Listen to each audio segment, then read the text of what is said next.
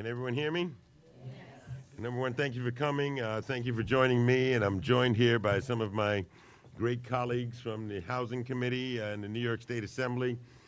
In no particular order, but certainly to my left from Yonkers, from what number Assembly District is it? From the 90th Assembly District, Assemblywoman Shelley Mayer is with us, and also we have from the 86th Assembly District in the Bronx, we have Victor Pichardo, and from Queens, the 39th Assembly District, Francisco Moya. As chair of the Housing Committee and your elected representative here in the 70th Assembly District, today's public hearing will examine the governance and operation of cooperatively owned housing, including HDFCs.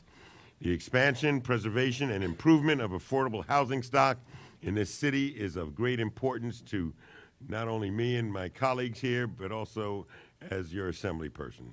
Affordable co-ops in this community and communities across New York City are tremendously important because they help enhance our neighborhoods, are a powerful real estate asset to families, and are a reliable, affordable, safe housing option for many. Issues surrounding mismanagement, board governance, and technical assistance, shareholder participation, and foreclosure risks for HDFCs are shared concerns that are being looked at very, very seriously. The insight and community perspective that you all have is essential to this conversation, and I look forward to hearing your testimonies and moving forward together. If you wish to testify and your name is not on the witness list, please let one of the staff know, and we will try as best as we are able to make arrangements for you. Also, due to a scheduling conflict, this hearing will only be able to go to 7 o'clock rather than 8 o'clock. I know a lot of you would rather spend the evening with us and dance and do all sorts of things, but it's not going to happen here. Should you not have time to testify or wish to submit written testimony, anyway, please send your written testimony within 1 week from today. Again, I want to thank all of you for participating. I look forward to hearing from you. Maybe some of my colleagues may have some statements they wish to make. Starting with you, Ms. May. Thank you, Mr. Chairman. I just want to add to something to your opening remarks, which focused on co-ops in New York City. Co-ops outside of New York City continue to be an expanding source of housing and one of the few kinds of affordable housing left outside the city of New York. And the issues that affect cooperative housing outside of New York City, particularly in my district of Yonkers and the rest of southern Westchester, are very serious, and we need some legislative changes. I'm glad that there will be a witness from my district here to testify about some of the challenges. I think it's very important to look at co-ops from a statewide perspective and for us to hopefully hear enough evidence to strengthen our resolve to improve the law for all co-op shareholders outside the city and within the city. Thank you. Thank you, Mr. Chair, to the folks who are convened today. Very quickly, this is something, I have a few HDFC buildings in my district and want to know a little bit more about them. You know, myself and my colleagues here, including Chairman Wright, we've been really fighting for the idea of issue affordable housing in the city of New York, and we need to look at all options. And HDFCs is an interesting and innovative model, and we need to make sure that we protect it and make sure that we're up to date to see what's happening with that. So, Mr. Chair, thank you for the opportunity, for allowing me to speak, and looking forward to hearing the testimony today about these developments and these issues. Thank you very much, Mr. Chairman. Thank you for convening us here today, and thank you all for being here. I come from an area in Queens where co-ops are one of the largest components of my district, and I think it's very, very important that we have opportunities to hear from not just people from all over the city, but people from Queens as well on such an important topic that we're going to go forward and be able to legislate to look how we can protect all those individuals that are really in need for some assistance. So I want to thank the chairman again for convening us here today, and all of you who are going to provide us with some testimony today. Thank you. Thank you. So I see that our first testifier is no stranger to our public hearings, and I just want to say that usually these public hearings are held downtown at 250 Broadway. We have kind of broken with tradition so that we can give more access to folks in and around the Upper Manhattan community. So I certainly want to thank, I really do thank them profusely, my colleagues, Mr. Moya, Mr. Charter, Mr. Mayor, for coming down, and I think they'd rather come here than go all the way downtown. So with that, our first testifier will be the Deputy Commissioner of the New York City Housing Preservation Development Agency, Anne Marie Hendricks.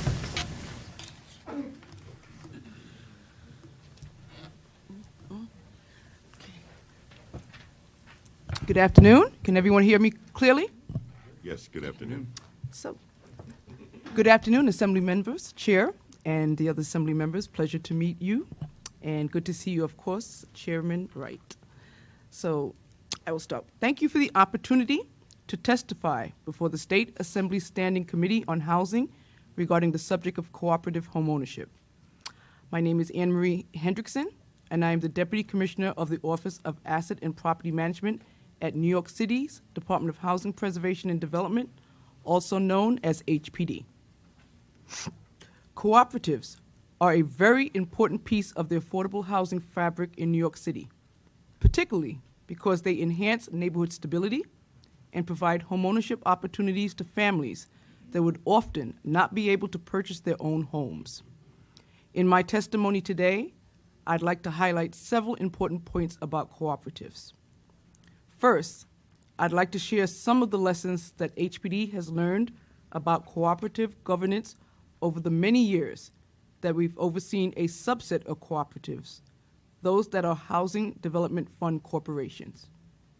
Second, I'd like to describe some legislative changes needed to help ensure those housing entities are operating both by the letter and spirit of the law under which they were created.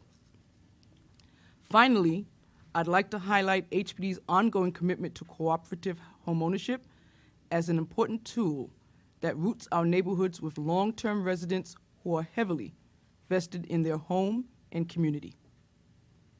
HPD has created thousands of affordable homes as HDFCs. Many of these HDFCs are shareholder-owned cooperatives, and most of those thrive as democracies in action. According to my office's research and tracking, there are approximately 1,300 HDFC-owned cooperatives with 26,000 apartments in New York City.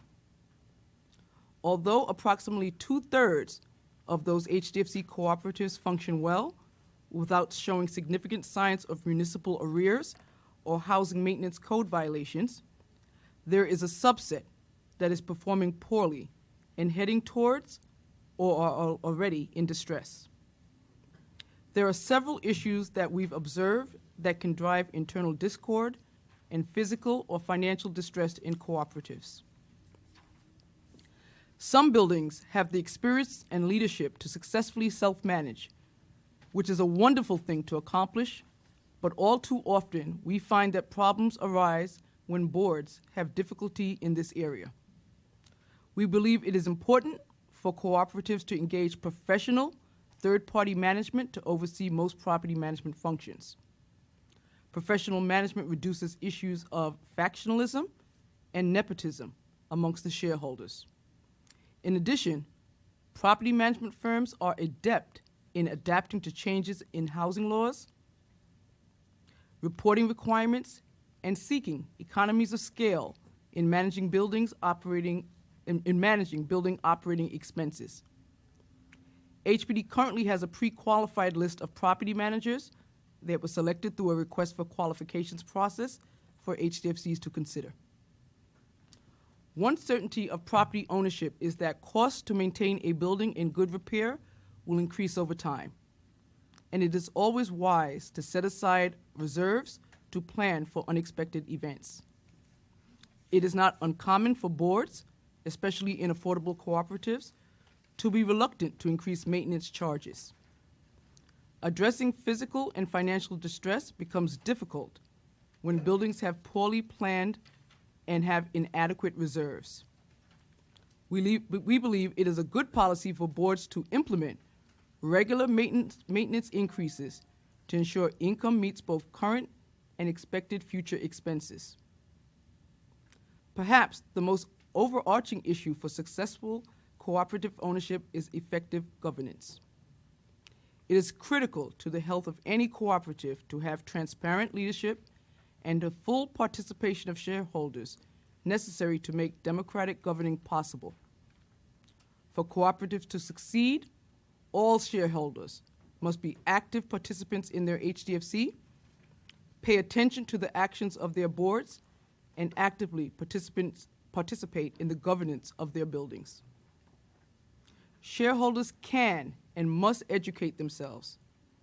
HPD, through a third party, provides training and technical assistance to HDFC cooperatives that cover topics on building and financial management, including shareholder training, cooperative management, selling apartments, dealing with distress, legal seminars, and conflict resolution. Because we are aware many HDFC cooperatives are operating in contravention of the purposes for which they were created, such as selling units at exorbitant prices or failing to meet proper governance and financial management standards, we have identified some suggestions to ensure that HDFC cooperatives are truly operating for the benefit of low-income shareholders who occupy the apartments. Of the approximately 1,200 HDFC cooperatives in New York City, HPD currently only has regulatory agreements with 175 of these buildings. Regulatory agreements were not required by HPD prior to 2003, and some HDFC cooperatives were created by the state and not by the city. It is extremely difficult to provide oversight and address critical issues related to the building's financial and physical well-being without a regulatory agreement in place.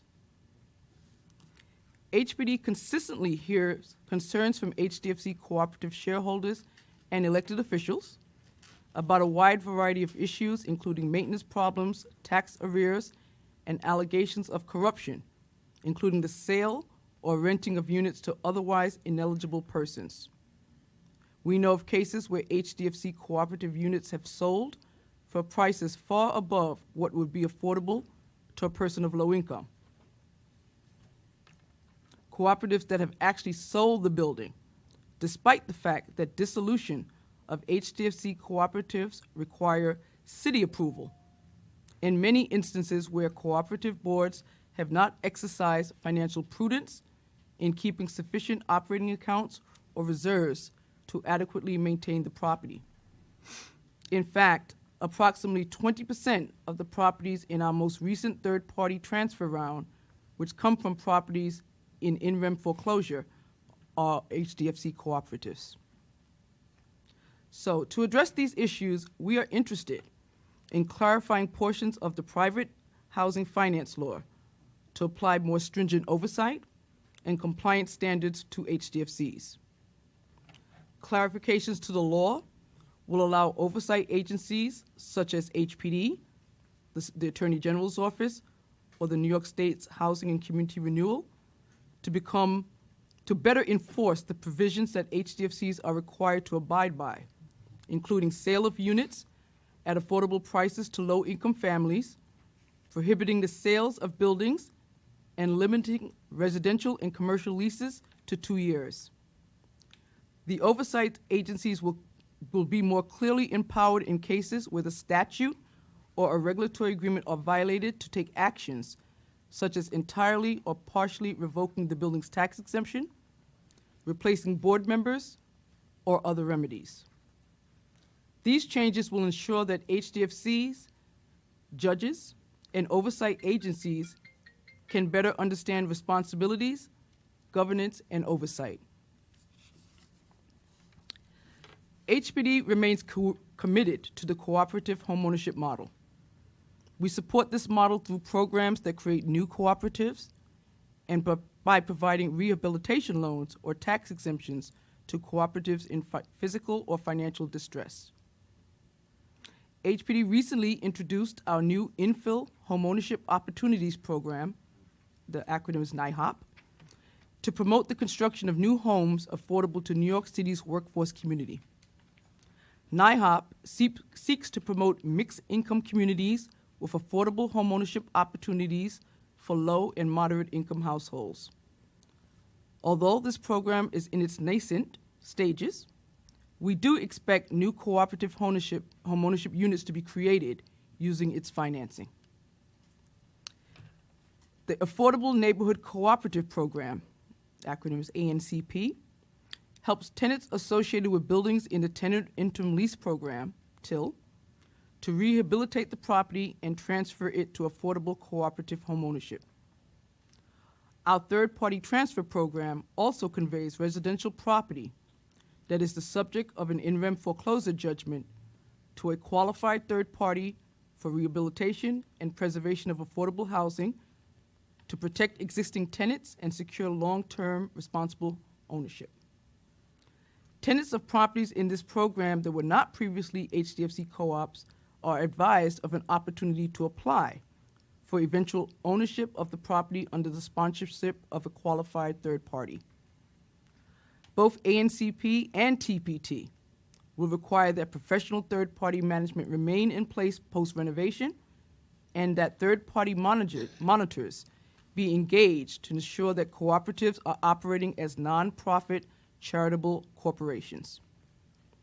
Through our various preservation loan programs and tax exemption programs, we have preserved 49,000 cooperative units between July 2003 and January 2016. These units include HDFCs that have maintenance needs and also include Mitchell-Lamas or former Mitchell-Lamas with physical or financial distress. I'd like to thank the chairman and the committee for holding this evening's hearing. Cooperative housing is an invaluable part of the affordable housing stock of New York, especially at a time when homeownership is unavailable to most low-income families. Affordable cooperatives provide both affordable places to live and the advantage of homeownership for thousands of families.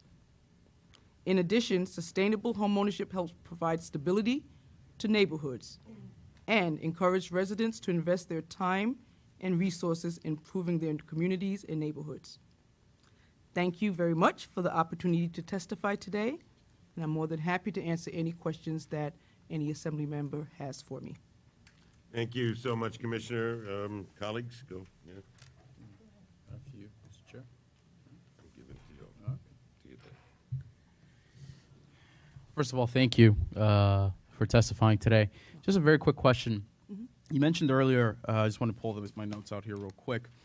You mentioned earlier that out of the 1,200 HDFC cooperatives in the city of New York, HPD only has regulatory agreements with 175 of these units. So is there any sort of efforts to reconcile these units and sort of getting into regulatory uniformity with the state?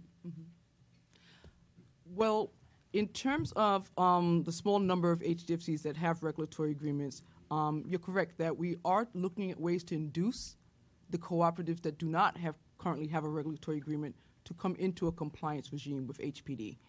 We're actually working with the Task Force on City-Owned Housing, which is an advocacy group that's comprised of many lawyers, real estate, and homeownership advocates. So we can look at strengthening the regulatory agreement, and again, in return, possibly offering cooperatives a more increased tax exemption.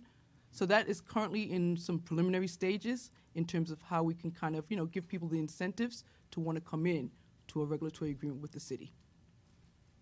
Thank you. You're welcome. I have a question about the training and technical assistance you provide to some of the HDFC cooperatives. Is that voluntary on the part of the cooperative, or is that something that is a condition of dealing with the city on these HDFCs? The current training contract that we have, for those HDFCs that are private entities and have become the cooperatives, it's voluntary. When they ask us for assistance, they can come to our training contractor or they can come to HPD. For those that are currently still in city ownership, tenant associations that are looking to become cooperatives, the training is mandatory. We want to try to make sure that people are trained and well-versed in physical, financial management, and that is a requisite of being in the program. But once it goes out the door and becomes a private-owned entity, it is a voluntary type of relationship. And prior to becoming a private co-op, is that for all shareholders or just the board? There are certain classes that all of the shareholders must attend, and there are certain classes that only the board needs to attend. So we have a mixture, and we invite people, even if after they become the shareholder, they can come back for different training opportunities, but there are definitely different levels of expertise that we feel the boards need to have versus the shareholders. Thank you.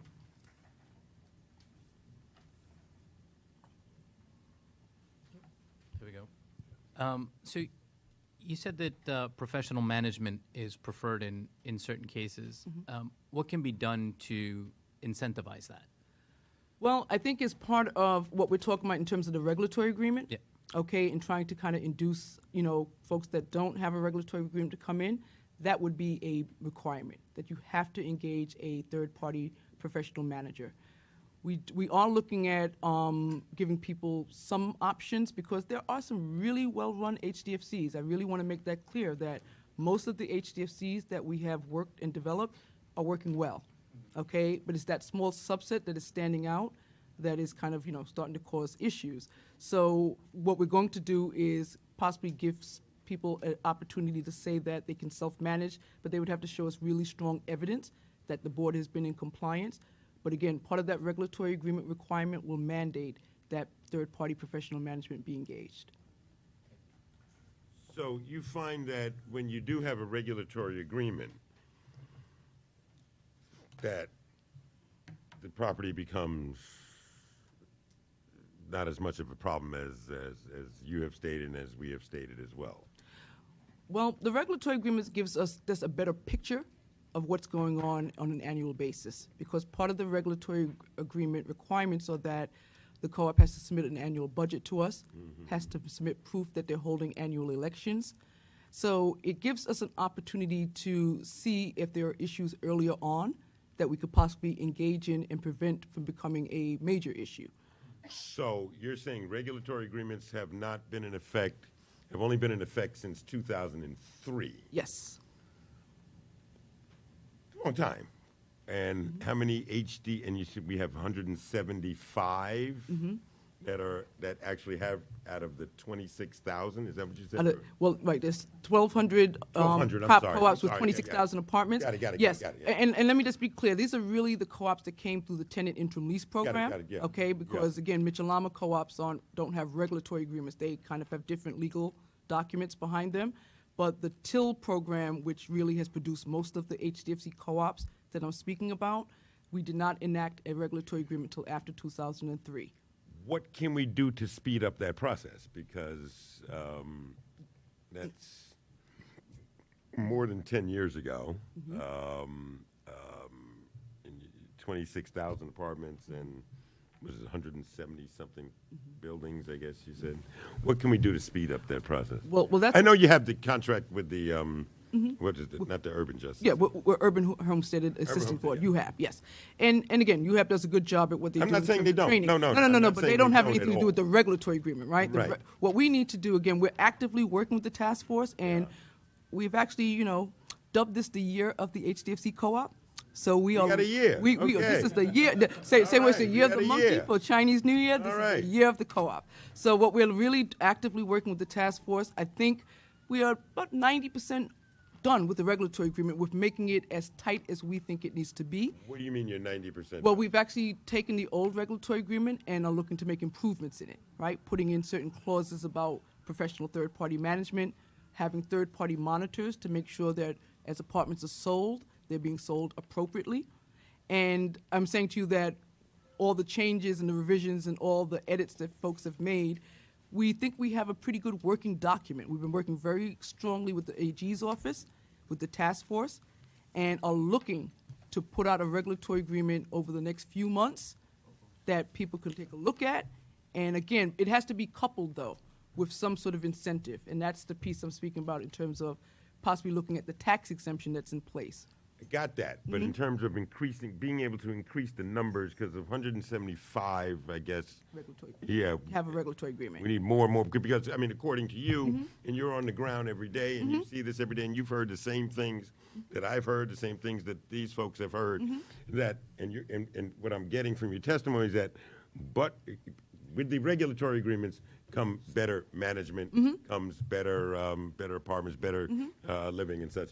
So what can we do? Can we expand the folks that are on the ground trying to get these regulatory agreements, or I don't know how much money it costs, or I mean, because I mean you're contracting with an independent contractor basically to do this.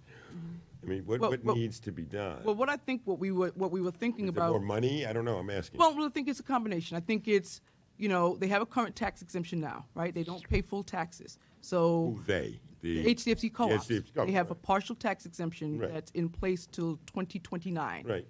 So we needed to re-examine that tax exemption structure in any event because it's going to expire in another, 13 years.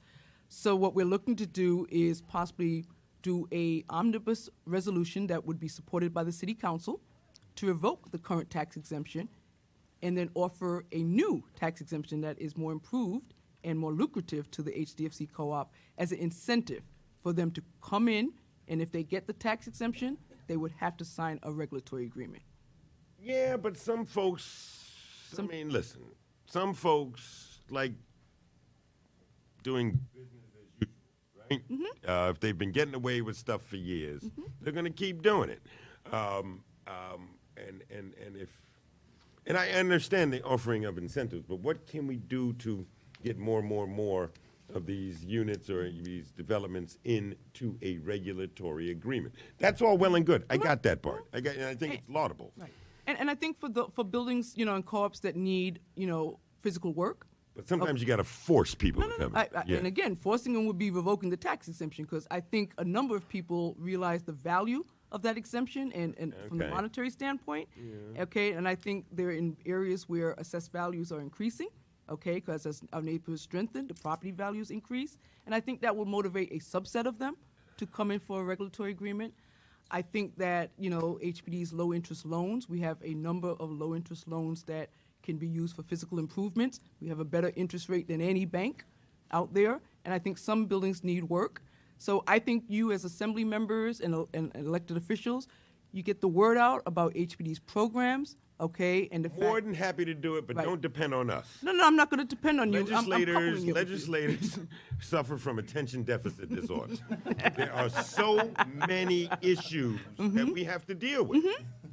I mean, there really are. There's so many issues. So, and this is where I'm trying to get to. I'm trying to get to that, and who markets the incentives? Who markets that? Let's say, was it ANHD you said? No, you have. Will be coming to your building next week to examine, audit, do whatever, and to get you into the program. And get you, I mean, who does that? Well, that would be coupled. Will do that. The city will do that. What we're thinking about is, to your point, a rollout strategy. How do we get the word out to every HDFC co-op, that we work with or know about some of the things we can offer, the low-interest loans, the tax exemption. So that is currently being talked about in terms of what is the best way to roll that out. And let me just be clear. The co-ops that I'm speaking about, the 1,200, are predominantly in Manhattan, and they're in Harlem. Okay, I got it. Okay, and I'm saying to you that we plan to be at community boards, okay, at different forums that we can continue to talk about this, educate, let people know what sort of plan and what sort of things we can offer to them.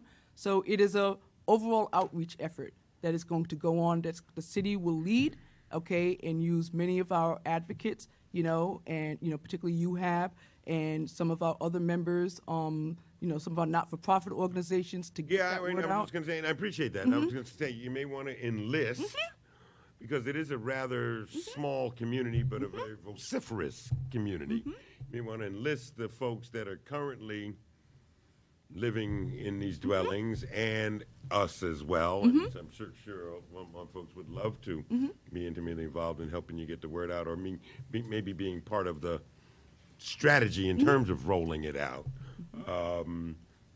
But it's, well, and I understand, but 2003, it just seems to me more should have been done in terms of being able to get these folks into a regulatory agreement. Now, I'm talking from the outside. I don't know.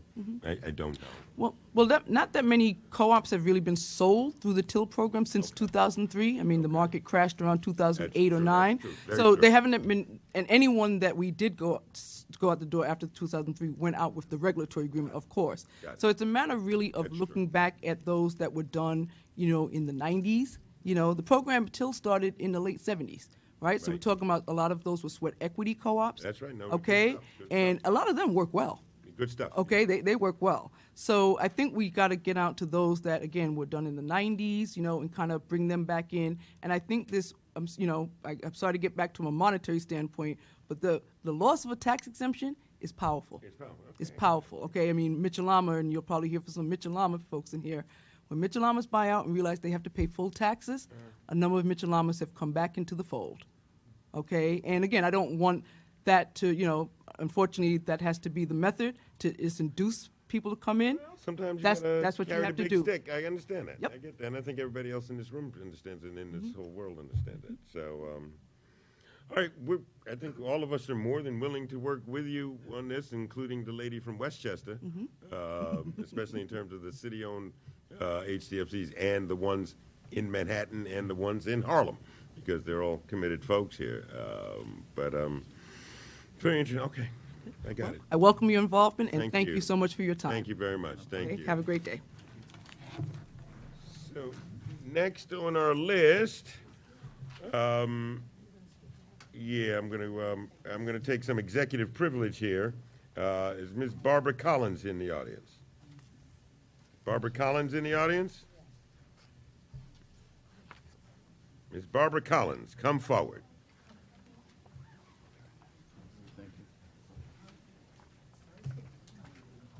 Thank you. Thank you. I was last, but that's okay. You weren't supposed to say a word. Thank you, Ms. Collins. You may go back and sit now. Thank you. Thank you for the opportunity to appear before you today and speak briefly about co-ops and the rights of cooperative shareholders. I am a co-op shareholder who lives at 800 Bronx River Road, Bronxville, which is located in Yonkers, New York.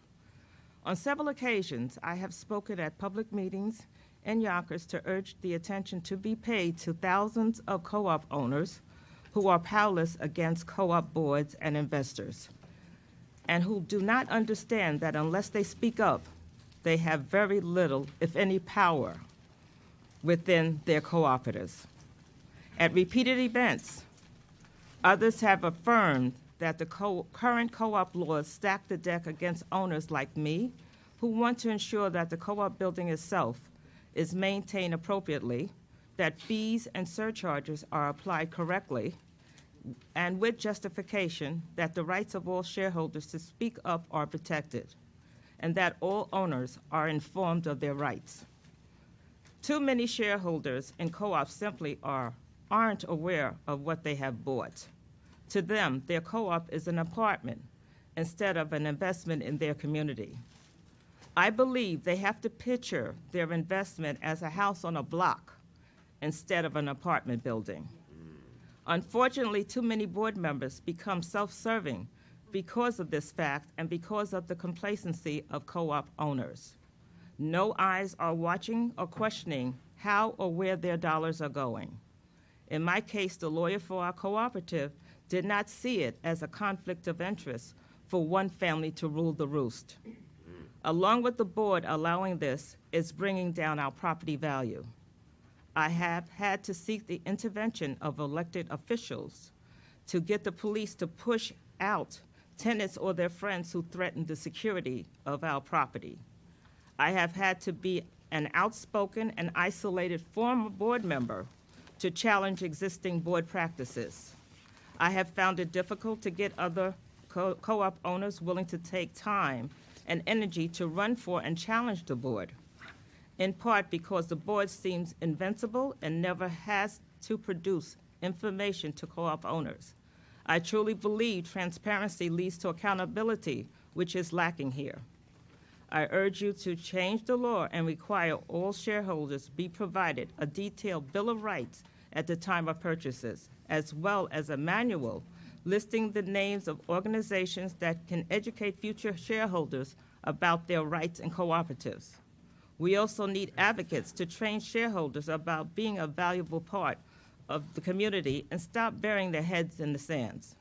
Those of us who live in cooperatives are a part of our communities, but we need to protect our rights and give us the information we need to govern our own investments. Thank you. Thank you. Very well done. Thank you.